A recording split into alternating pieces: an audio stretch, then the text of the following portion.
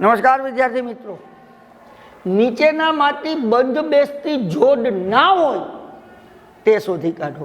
એટલે કે જે જોડ બંધબેસતી નથી, ખોટી જોડ ગોતવાની છે. 3 જોડ આપી છે, એમાંથી બંધબેસતી જોડ ના હોય, ખોટી હોય એ ગોતવાની છે. જોઈએ, નેત્રપટલ એને આંખનો પડદો કહે છે, જ્યાં વસ્તુનું પ્રતિબિંબ રચાય છે. તો નેત્રપટલ આંખનો પડદો, એટલે આ તો સાચું છે.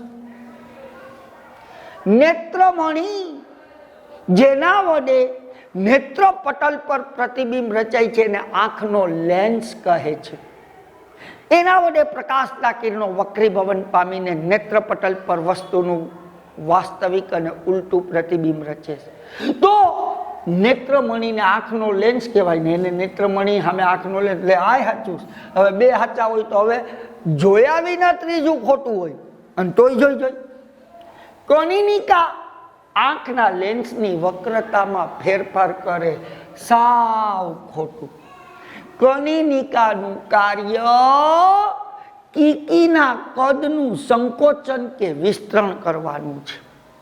તો પછી આંખના લેન્સની વક્રતામાં ફેરફાર કોણ કરે? સિલિયરી સ્નાયુઓ કરે, કનિનિકા ન કરે. તો આપણી આ જોડ છે એ આપણો જવાબ છે. ઓકે, આભાર.